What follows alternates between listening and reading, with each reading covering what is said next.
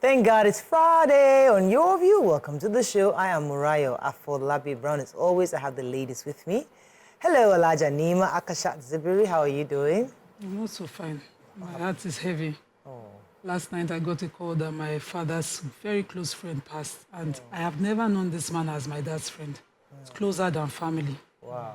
I mean, from my youngest, from around 12, when we started as a family friend, he's always been there. I remember my law school days, the meetings, saying, Nima, you will go to law school. If your father died today, you go. My wedding, he was seated. Wow. When I was pregnant with Imran, he would show up at the hospital every Friday with my dad. He said, Alaji, you buy orange, let me buy groundnut. Nima and groundnut. As in, this man, Alaji Mumuni Fasasi, is from the Mumuni family in Lagos. And I'm talking about it, and my heart is so heavy. I feel the need to cry, but it's not just coming out. He was one of those who made sure that even after my dad passed, he maintained my father's widow. He would show up, check up on his kids, pay my mom a stipend every month, and he had a surgery and fell ill. And we were expecting, he had called for the burial ground to be arranged by my father's side. And Really? all the sequence of events, these people lived a life of worship. That's what they did. He retired from the CBN, my dad from NNPC, and they just lived a life towards death and prepared for the hereafter. The lessons of their lives, so it makes my heart so heavy. We were more than 20 to 30 young people they influenced in the Muslim community where I grew up. All of us, I'm going to really miss this person. Wow. Really, Sorry as in deeply miss him. Really, Because I just thought I still have a dad. And so this happened now. It's like losing a father over again. It's really waiting on my heart. Sorry for your loss. I know that can be very painful. Sorry. May his soul rest in peace. May Allah grant him Jannah. May Allah wipe all his sins. May Allah wash him with coal, with water, rain, and hail, and grant him Jannah. Purify him, and just grant him Jannah. Well, sorry. Amen. Hello, Mariam. How you doing? Good. I came to rant. Okay. Arik Air. My cousin was supposed to board a flight yesterday, and they just cancelled. No explanation, nothing. Just so we had to be calling back and forth. Why? Cancelled, not postponed, not delayed, just cancelled. They've now moved it to about 5 days after. What? That's the next time that he can get on that flight. So from Jos to Lagos, it was. Whoa. So I just thought it was inconsiderate, insensitive. Now, it's not everybody that has billions and millions of naira that they can just hop on another flight.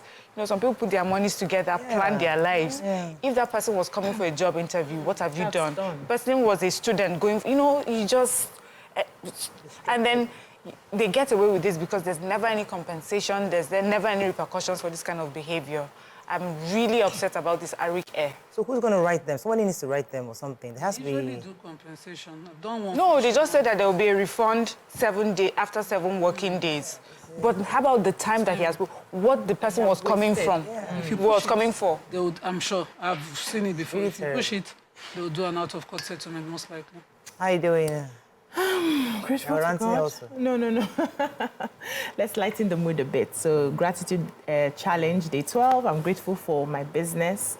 Yesterday, I didn't have an opportunity to speak. I was grateful for my... What did I say I was grateful for yesterday? It was your view. Okay, there was a day I missed. I think that was the day before yesterday where I was grateful for my talents and opportunities.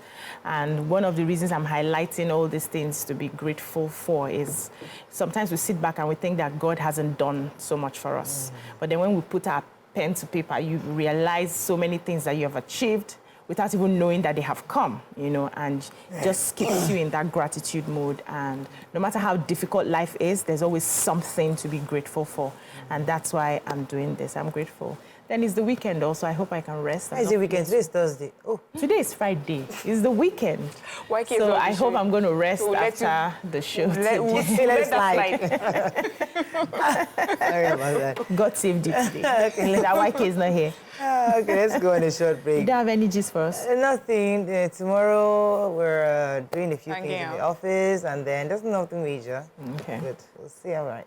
Let's go on a short break. When we come back, we look at the front pages of the papers. Stay with us. We'll be right back.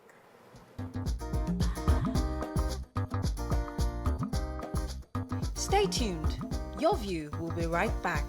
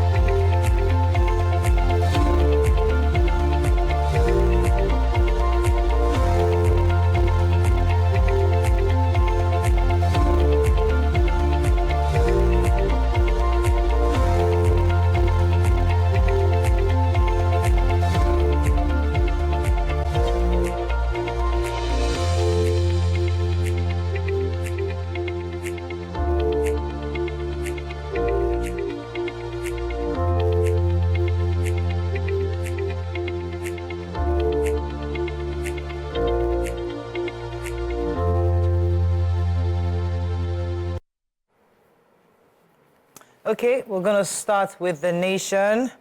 Anxiety in 7 states as Supreme Court delivers judgment. Process for revival of Ajaokuta steel mill begins, says minister. Road project contractors get green light on 1.5 trillion naira payment. Experts in cautious optimism on shake-up of banks by CBN. Meningitis breaks out in Ogun, Ekiti, Ondo, Osun, and others. Strong forces for deployment against bandits and kidnappers. And Umosu, Amunike, Lawal give AFCON tips to Super Eagles. Okay, which story are we starting with? Should I start with the health story? So, according to the Nigeria Center for Disease Control and Prevention, meningitis outbreak is in Nigeria right now. And they said usually because it comes with the dry dust, wind, and cold nights, is of course prevalent right now. It said the disease claimed 190 lives across the country last year. They had over 303 confirmed cases and 2,765 suspected cases across the 30 states and the FCT. And this year already, they have confirmed cases that occurred in 19 states in the north and the FCT, and some southern states such as Bayelsa, Cross River, Delta, Ekiti, Ogun, and Ondo and Osun State. So in the public health advisory, we are advised to, stay clean and, keep maybe a face mask on. They said it is a period that comes with upper respiratory tract infection, and so we should just do the right thing to prevent as much as possible. Okay. So the federal government is planning to rid Nigerian forest of criminal elements. This was according to the Minister of Environment, Malam Balarabe Abbas Lawal. And he said this yesterday at Kaduna, 2-day top management retreat organized by the ministry. And he went ahead to say that security forces will be deployed to flush out bandits and kidnappers responsible for insecurity in those hidden places. And he says apart from constituting security risks, there are bandits, poachers, kidnappers, and other criminal elements that are hibernating in the forest, and they are a threat to the Great Green Wall project aimed at fencing the country from desert encroachment. And he says though there are some forest guards in place already, but they are not enough to tackle the bandits and other criminals, so they are likely going to be increasing them. Then he says, we have a very serious issue with our forests. Our forests have become hibernation grounds for bandits, poachers, and kidnappers. So the only way we can save the forest and save our communities is to do something very drastic. We need to get enough force into the forest to clean them of these miscreants that have turned our forest into something else. And we are on it. We have similar issues in oil areas and mining sites as well. So government will be coming up with a very strong measure to try and clean out the forests of these people. They are also looking at adopting what the Americans did in the 16th to the 17th century, where they had a lot of pirates disturbing them. They got coastal guards. So seeing how they are exploring how they can also get coastal guards for Nigeria as well as building the Great Green Wall to also protect us from these people. Okay, yeah, go ahead. Yes, I have. Our president has approved the setting up of an interministerial committee on the execution of 3 steel development projects.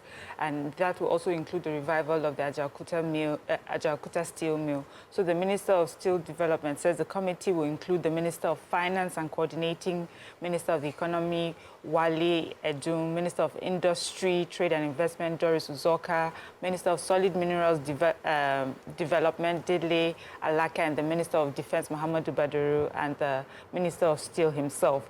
And the task that they have before them is to source for funding for the revitalization of the moribund Ajaokuta steel mill, and also work to actualize the setting up of a steel company by a Chinese company called Luan Steel Holding Group. And then also find a location for a proposed steel plant for the India firm Jindal Steel. They also said that, the minister also explained that once this is, if they're able to achieve what has been given them, that this administration will be able to create not less than 500,000 jobs from this.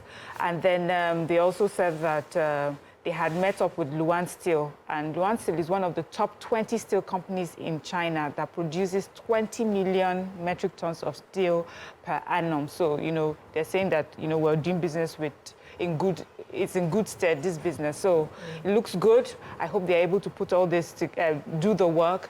And as we know, Ajaokuta Steel, it's a particular... Yes, every administration comes and tries to revive it. Let's hope that finally it can be done this time around. Okay, so the PDP in Edo Central district has adopted the former chairman of Sterling Bank, Asue Ighodalo, as the governorship aspirant from Edo State. Wow. The resolutions was reached and announced by the senatorial vice chairman of the party, Archbishop Anthony Okosun. He was adopted amongst the senators from that caucus. However, the leaders of the Edo North Central District have resisted this nomination, and they kicked against the purported endorsement of Governor Obaseki, saying that Asue is obviously his candidate. And if you recall, Shebu is from the north, Asue is from Central, and the current governor is from the South. And he is endorsing the nomination from Central. And Shebu is insisting that he's still going to run. So there's a lot of drama going on in there, but at least now we know the candidate that the governor is trying to push forward for the November elections coming. Moving on now to the Punch. Union Polaris Keystone CBN plans shareholder summit, compiles new directors list. Lagos NBA protesters storm police headquarters over brutality against lawyers. Netizens mourn as female banker kills self and pens suicide note. TB Joshua made childless couples to exchange spouses, says ex-worker. Widows of soldiers killed in 1992 plane crash demand compensation. Foremost industrialist Okoya clocks 84, advises FG on economy. Tension in Kano as Supreme Court decides Yusuf's fate today. Humanitarian Ministry, EFCC summons 20 directors and others. Okay, so I have the NBA, the picture story in the Punch. The NBA of 5 districts protested to the Commissioner of Police headquarters yesterday, protesting the detention of one of their members who was detained over last year into the 1st of January this year at the Moshalashi police station by the DPO of the Moshalashi police station, Austin Arase. He said that the lawyer who had come to seek bail for his client, who was a carpenter who was being detained over failed contract, had been disrespectful to the police. And so he asked that he be locked up. And he was there for about 3 days before he was released. And the moment he was released, he fell ill and has been hospitalized since then. So the NBA, of course, are saying this is an abuse of lawyer against lawyers.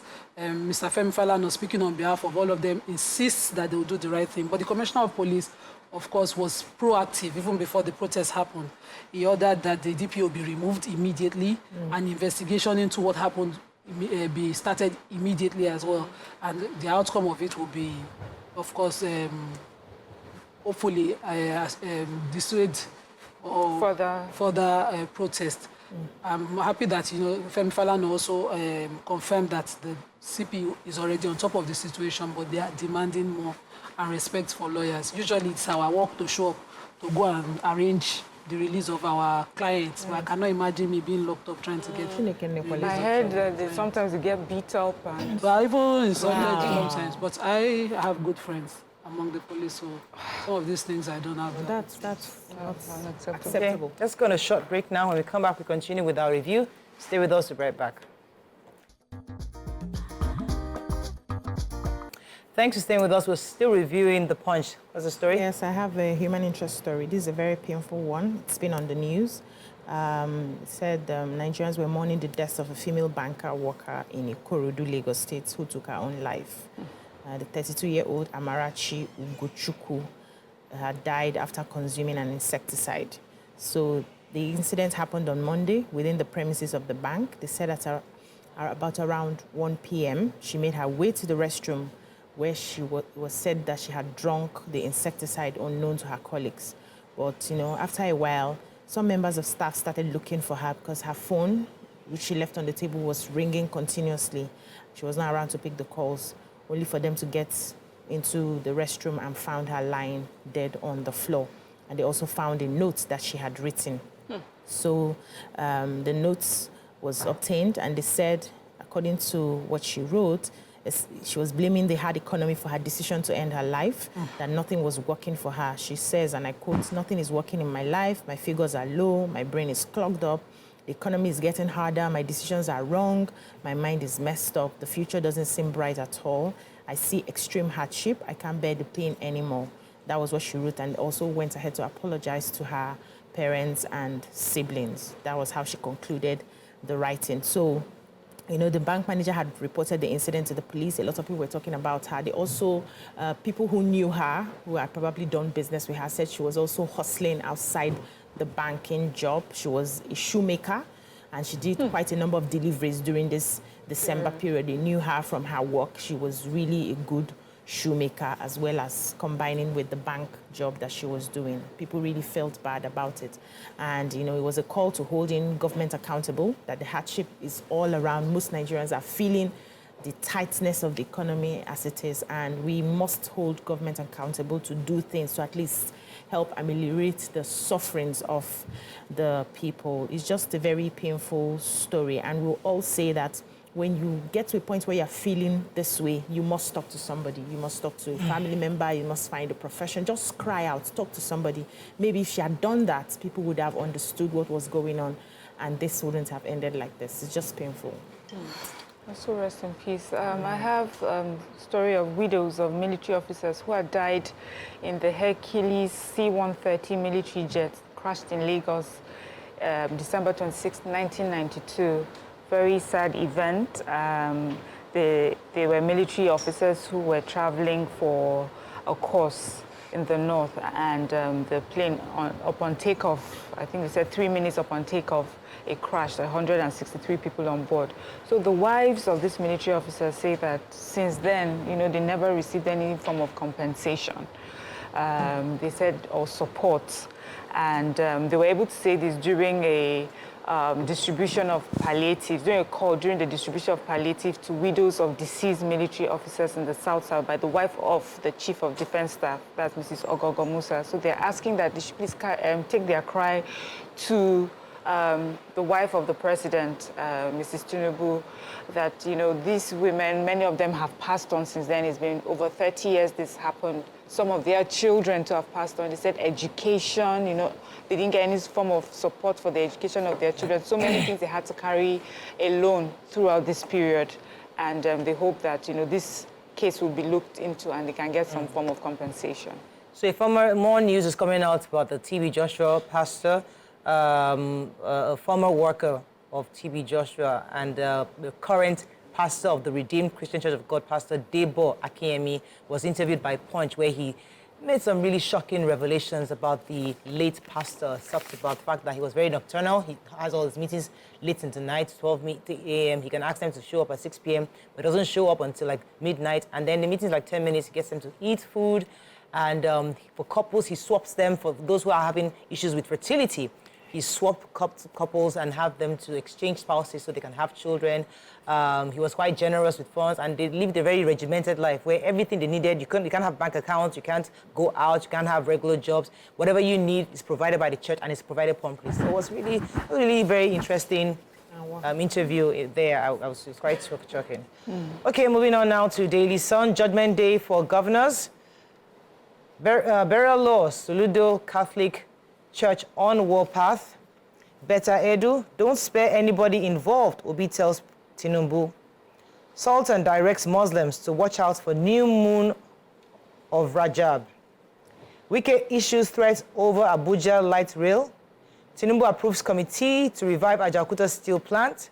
US hands over anti-human trafficking office to Lagos government. My book unveils untold story of Buhari's 8 years in office, says Femi Adesina. And CBN names new board management for Union, Polaris, and Keystone Banks. Okay, which story are we starting with?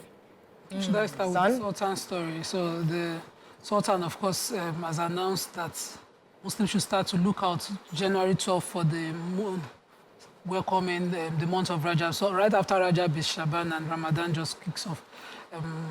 Today is the 29th day of Jumada Thani, which is the month before Rajab, and so we start to search for the month. I'm just counting down to Ramadan. Those of us that we are owing, those of us that we just fast finish last year. Counting down with you. Okay. So Anambra State Governor, Professor Chukwuma Soludo, has come under attack from the Catholic Archbishop of Onitsha and Metropolitan of Onitsha Ecclesiastical Province, Most Reverend Valerian Okeke, over his statements against the church. So they said Soludo had engaged the cleric in a war of words after the governor threatened to impose a fine on the Obima family for celebrating the funeral ceremony of Ezinne Grace Obima in a flamboyant manner. Said the governor, had blamed the family for overshooting the limit of burial expenses prescribed by the law.